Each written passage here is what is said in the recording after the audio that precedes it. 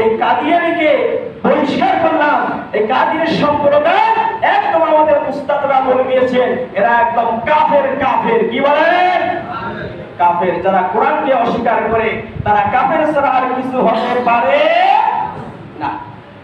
আল্লাহ রাব্বুল আলামিন আরো বলছেন মা কানা মুহাম্মাদুন আবা আহাদিম মির রিজালিকুম ওয়ালাকিন রাসূলুল্লাহি ওয়া খাতামান নাবিয়্যিন।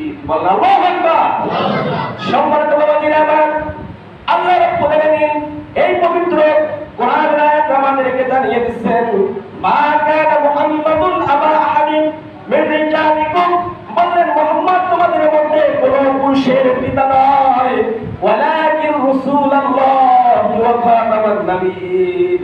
তারপরে বললেন বরং সে আল্লাহর রাসূল এবং নবীর আগমন ধারা খতমান নবী, শেষ নবী। চলে গেল সুবহানাল্লাহ। কারণ হলো কি মুহাম্মদ বলে পুরুষের পিতা নয়, তার মানে কি যদি তার পুরুষ সন্তান জীবিত থাকতো আর নিয়ম অনুযায়ী নবীদের সন্তান নবী হয়, হয় কি হয় না বলেন? তার ছেলে সন্তান হয়েছিল, সে বাল্য মানে ছোট অবস্থায় তাদের মৃত্যু হয়েছে। যদি তার সন্তান থাকতো তাহলে অবশ্যই সে নবী হওয়ার যোগ্যতা রাখতো। এই জন্য আল্লাহ রাব্বুল আলামিন তার কোনো পুরুষ সন্তান জীবিত রাখেন নাই, মেয়ে সন্তান ছিল। আর নিয়ম অনুযায়ী মেয়ে সন্তানরা কখনো নবী হতে পারে না। তাহলে এটা আমরা প্রমাণ জানলাম যে আমার নবীর পরে আর কোন নবী আসবে না। আসবে না।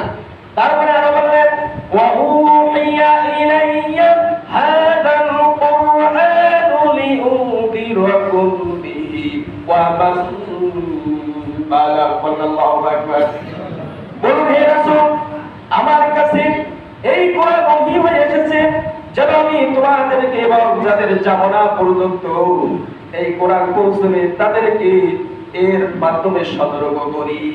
জোরে বলুন সুবহানাল্লাহ। তাহলে এই কোরআনের পর আর কোনো কিতাব আসবে না। তাহলে এই কোরআন যে ওহী এসেছে যতদূর জামানা পর্যন্ত, এই কিয়ামত পর্যন্ত পৃথিবী থাকবে ততদূর পর্যন্ত এই কোরআন আল্লাহ রাব্বুল আলামিন আমাদের সকলের জন্য সাব্যস্ত করে দিলেন। জোরে বলুন সুবহানাল্লাহ।